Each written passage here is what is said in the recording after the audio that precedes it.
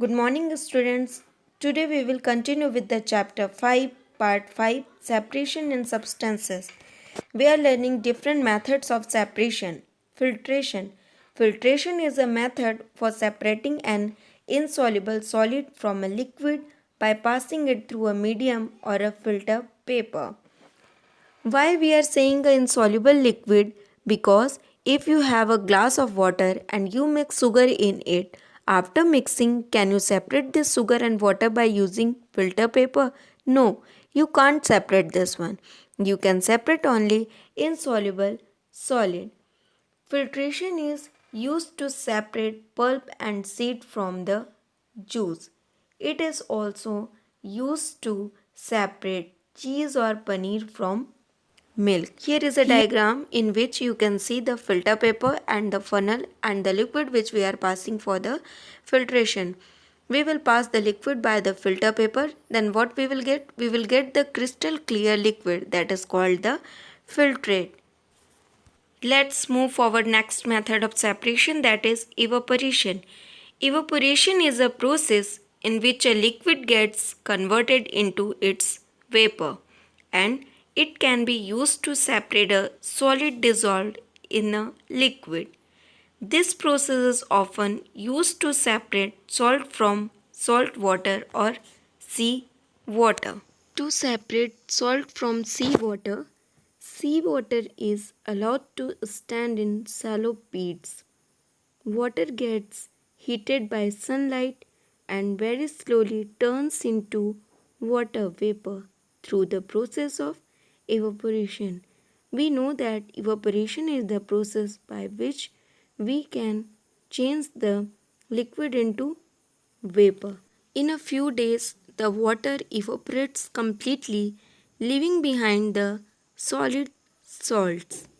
Then, common salt is then obtained from this mixture of salts by further purification. This is the process how we can separate salt from sea water.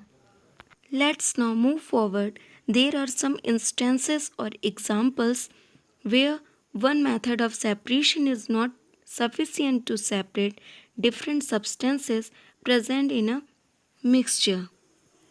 In such a situation, we need to use more than one method of separation.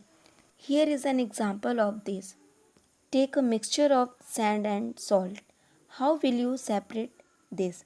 Keep this mixture in a beaker and add some water to it and leave the beaker aside for some time. Do you see the sand is settling down at the bottom and salt will dissolve in the water. After that, the sand can be separated by decantation or filtration. What does the decanted liquid contains?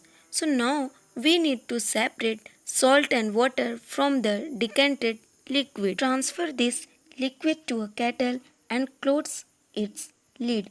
Heat the kettle for some time. Do you notice steam coming out from the spout of the kettle?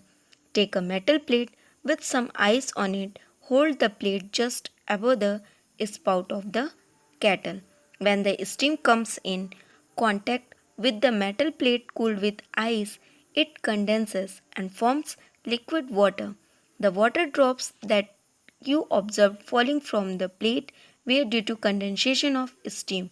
So, the process of conversion of water vapor into its liquid form is called the condensation. After all the water has evaporated and we have separated salt, sand and water using the process of decantation, filtration, evaporation and condensation. Let's move forward. You have to perform an activity, so you have to take a beaker and take some water in it and add some spoon of sugar on it and try to dissolve it. After dissolving all the sugar, add some more spoon of sugar. After some time, you will notice that if you will add sugar again and again, you will not be able to dissolve any more sugar, and these sugar particles have settled down here at the bottom of your container.